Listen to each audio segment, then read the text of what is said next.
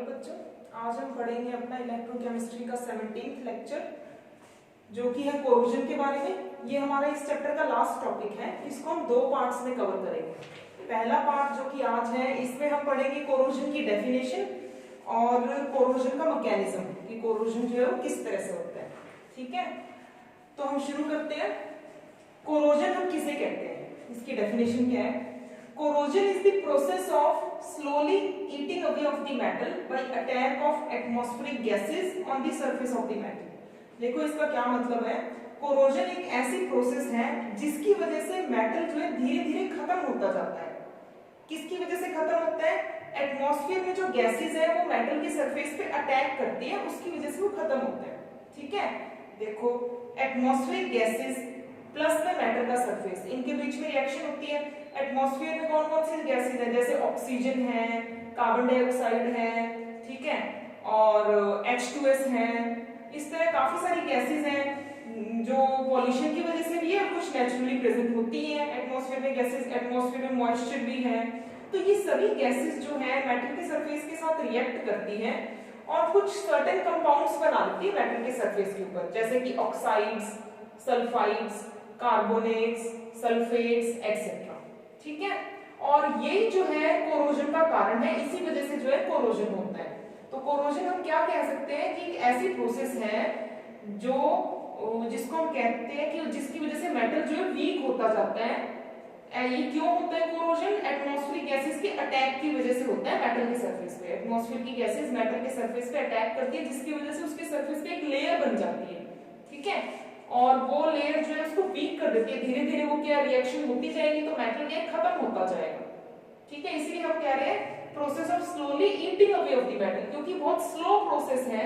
ठीक है, धीरे धीरे ये मेटल को खत्म करती है, इसलिए हम इसको कह रहे हैं process of slowly eating away of the metal by attack of atmospheric gases on the surface of the metal.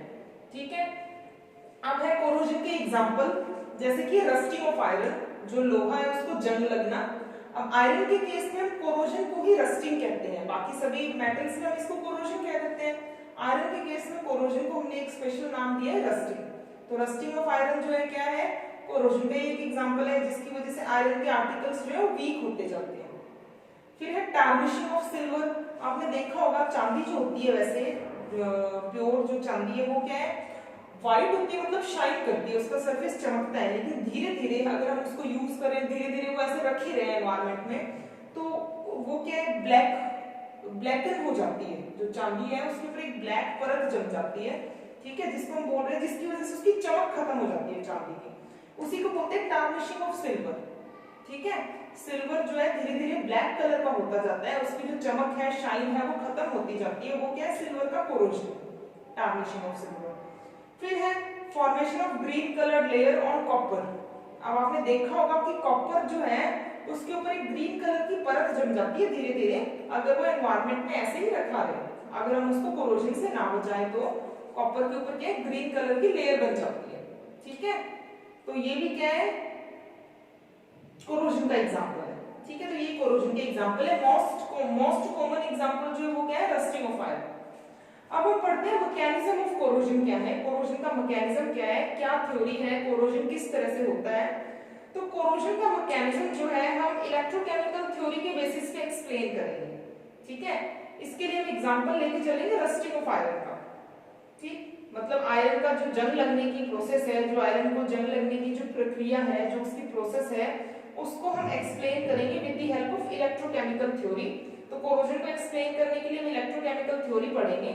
Electrochemical theory क्या बोलती है कि आयरन का कोई आर्टिकल है, उस पे जो कोरोजन है वो किस तरह से होता है, उस आयरन के आर्टिकल के ऊपर इलेक्ट्रोकेमिकल सेल डेवलप हो जाते हैं। एक एनोड डेवलप हो जाता है, कैथोड डेवलप हो जाता है, फिर वो एक इलेक्ट्रोकेमिकल सेल की तरह वर्क करता है।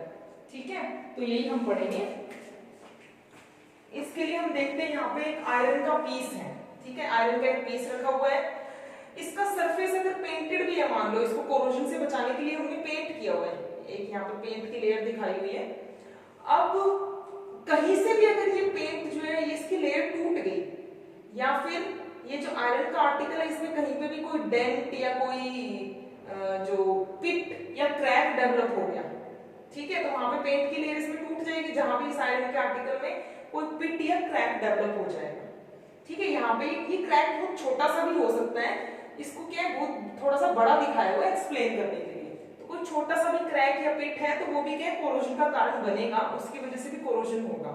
तो ये जो आयरन का आर्टिकल है इसमें जहां पे भी कोई पिट या क्रैक डेवलप हो जाता है वो पोर्शन एनोड का काम करता है इस आयरन के आर्टिकल में। ठीक है, बाकी का जो एरिया बच जाएगा जहां पे पिट और क्रैक्स नहीं है वो क्या है कैथोड का काम करेगा।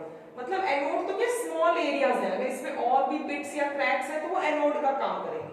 तो एनोड के एक स्मॉल एरिया है, छोटा सा एरिया इस आयरन के आर्टिकल में जहां पे भी क्रैक या पिट डेवलप हो जाता है इस आयरन के आर्टिकल में। बाकी ये जो एरिया बच गया है, ये जो लार्ज एरिया वो क्या है वो कैथोड का काम करता है।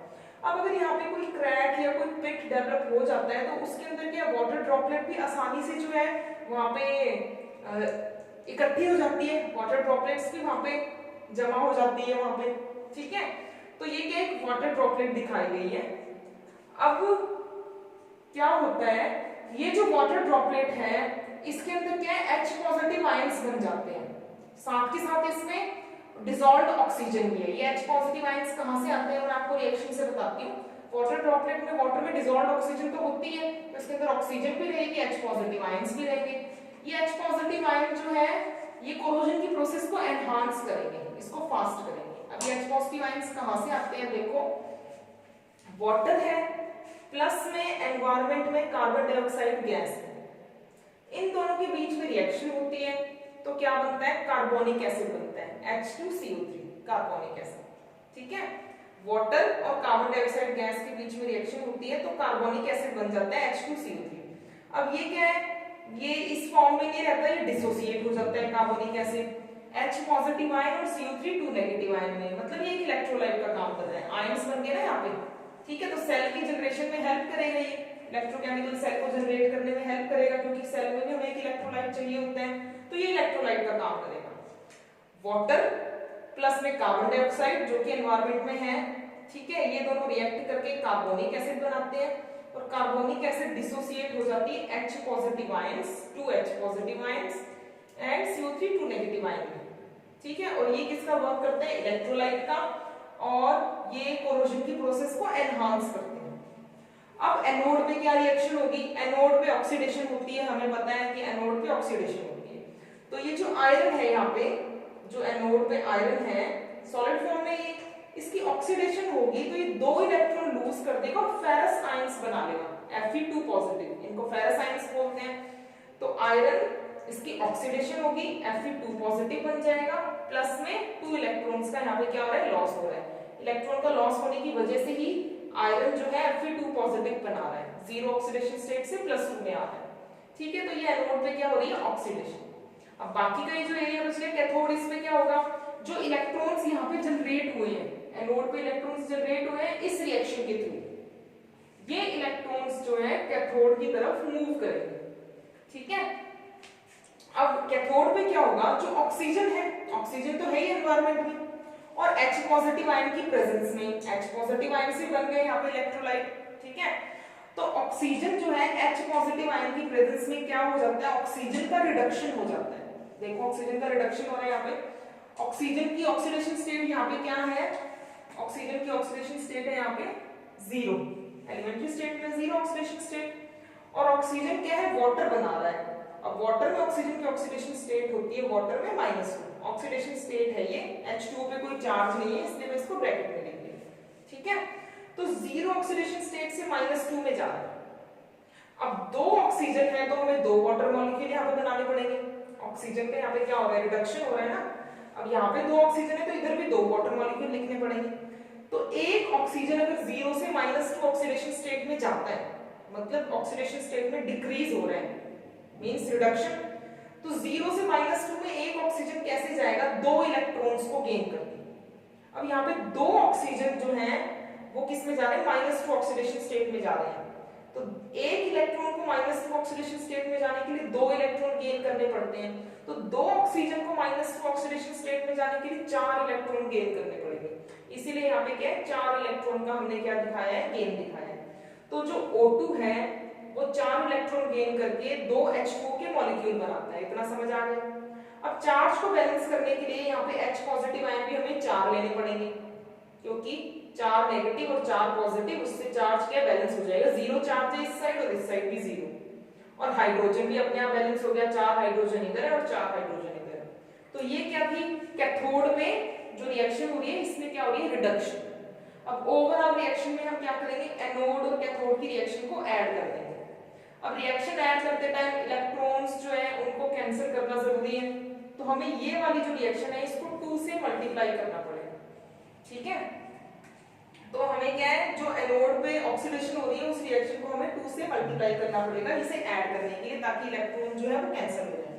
तो क्या रिएक्शन आएगी हमारे पास, इधर देखो 2 से मल्टीप्लाई कर दिया तो 2Fe आ गए, और इधर रिएक्टेंट में क्या है, O2 प्लस में H पॉजिटिव। इलेक्ट्रॉन से इलेक्ट्रॉन कैंसिल हो जाएंगे, क्योंकि 2 से मल्टीप्लाई करने पे ये भी 4 इलेक्ट्रॉन्स हो जाएंगे। रिएक्टेंट साइड पे सब कुछ ऐड कर लिया, और प्रोडक्ट साइड पे क्या बनेगा, देखो 2Fe2 पॉजिटिव, क्योंकि 2 से मल्टीप्लाई किया है।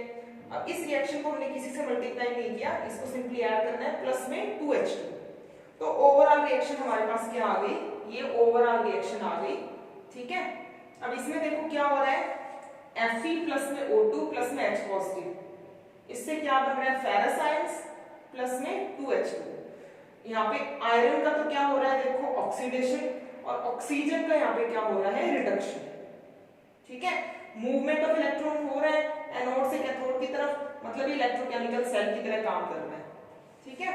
अब आयरन अपनी सॉलिड जो है फॉर्म उससे आयनिक फॉर्म में जा रहा है, तो मींस इसकी क्या हो रही है, रस्टिंग हो रही है, ठीक है। अब देखो ये जो फेरस आयंस हैं ये एनवायरनमेंट में जो ऑक्सीजन है उसके साथ फिर रिएक्ट कर जाते हैं, एनवायरनमेंट में ऑक्सीजन तो है ही, और ये जो फेरस आयंस हैं ये ऑक्सीजन के साथ रिएक्ट करके फेरिक आयंस में कन्वर्ट हो जाते हैं, Fe2O3। इसमें आयरन की ऑक्सीडेशन स्टेट +3 रहेगी, तो फेरस आयंस फेरिक आयंस में कन्वर्ट हो गए, फेरिक ऑक्साइड बना ली उन्होंने। फिर ये फेरिक ऑक्साइड जो होती है, फिर एनवायरनमेंट में मॉइस्चर है हमारे पास, ठीक है, उसके साथ रिएक्ट करता है वाटर मॉलिक्यूल, कितने भी वाटर मॉलिक्यूल जितने इसको अवेलेबल हो उनके साथ ही रिएक्ट कर सकते हैं। तो हमने XH2 को लिख दिया, फेरिक ऑक्साइड XH2 के साथ रिएक्ट करके बनाता है Fe2O3 XH2, मतलब हाइड्रेटेड फेरिक ऑक्साइड, जो कि क्या है, रस्ट। रस्ट का ये फॉर्मूला है, पूछा भी जा सकता है एग्जाम में। तो रस्ट का फॉर्मूला क्या होता है, Fe2O3 XH2O। X क्या है, कितने भी वाटर मॉलिक्यूल्स हो सकते हैं, इसका केमिकल नेम क्या है, रस्ट का हाइड्रेटेड फेरिक ऑक्साइड, ठीक है। तो ये क्या थी, रस्टिंग की प्रोसेस थी, जिसको हमने इलेक्ट्रोकेमिकल थ्योरी के बेसिस पे एक्सप्लेन किया। अब हम नेक्स्ट लेक्चर में पढ़ेंगे कि कोरोजन को कौन से